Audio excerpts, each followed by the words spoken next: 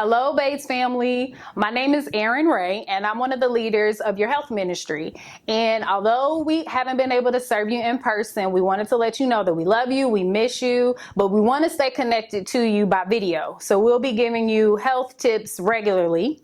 And today we're going to partner with Nikki Boyd. She's a coordinator for the Children's Prevention and Wellness Department at Norton's. And today she's going to demonstrate how to properly wash your hands, your vegetables, and your canned goods. After her demonstration, we're going to have Sharon Brown, who is our co-leader in the health ministry. She is going to give you a tip related to stress, which we all need right now. So check it out and enjoy.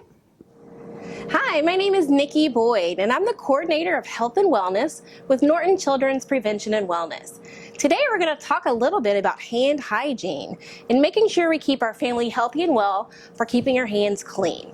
We're also going to talk about when we come home from the grocery, making sure we effectively wash our fruits and vegetables and our canned goods. First, we're going to start out washing our hands. So I'm going to walk over to our sink. We want to make sure the water is a nice stream. It can be warm or cool. We want to wet our hands,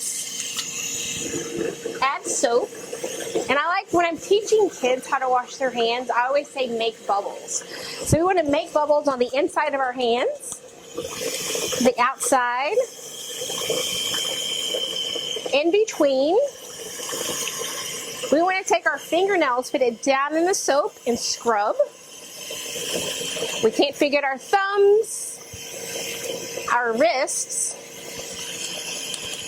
and rinse. Now we want to make sure we're doing a proper hand washing for about 20 seconds. If we're teaching our kids hand washing, that's about how long it takes to sing the happy birthday song, or you can teach them to count 1 to 20. So we rinse our hands off. Notice I'm going to leave the water on while I grab my paper towel, because what I want to do is dry my hands off and take the towel and use that to turn the sink off so I don't reintroduce the germs to my hands, and we throw that away.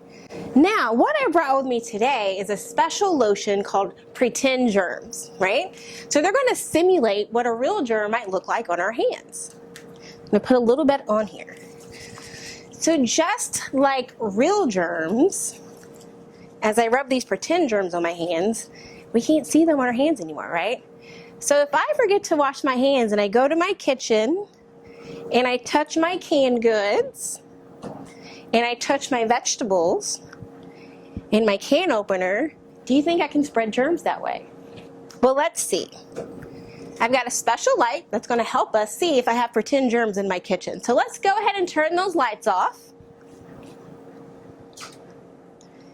And we can see here that all over my hands I've got pretend germs. You can see my fingerprints all over my potato.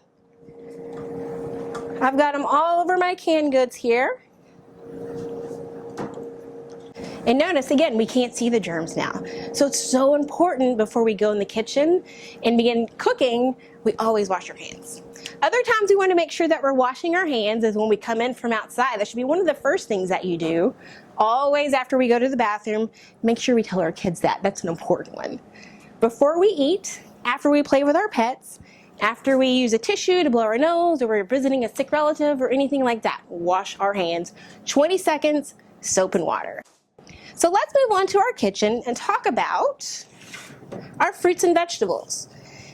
We know fruits and vegetables are a really important part of a healthy diet, but we want to make sure we're practicing food safety, okay? So when I go to my kitchen, even though I'm not going to eat the outside of this lemon, I know I want to wash it off, because if I cut my knife through it, I'm going to get germs on my knife. So we go to the sink, and we don't need soap with this. The Centers for Disease Control and Prevention recommend just washing it with your hands. So cool water, and I'm just going to take my thumb, kind of go around the lemon. If you have a harder vegetable, kind of like a potato or a carrot, you can take a vegetable brush and scrub all over the vegetable that way. There you go. Another thing a lot of people forget to do is rinse off your canned goods.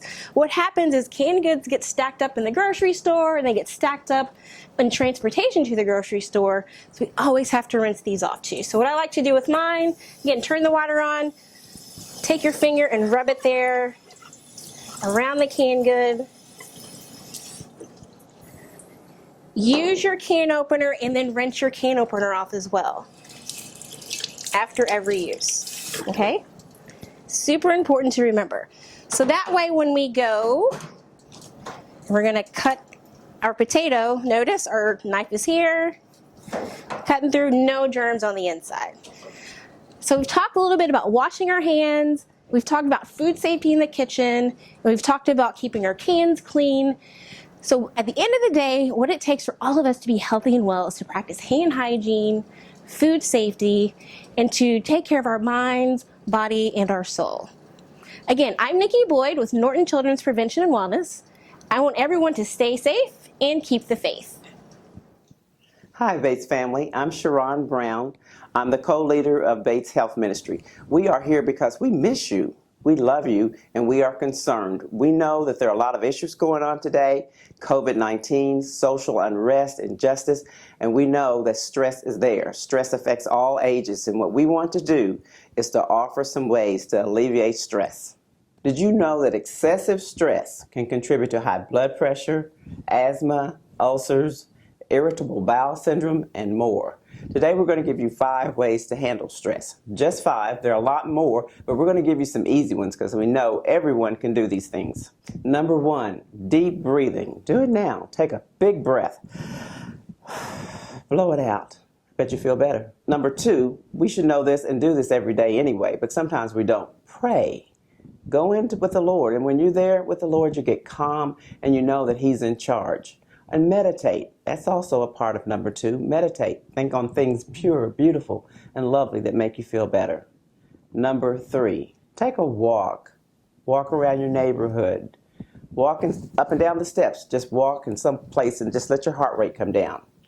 Number 4, this is a good one. Smile. As big as you can. Even if you don't feel like it, do it. Because when you smile, things are released in the body that make you feel better.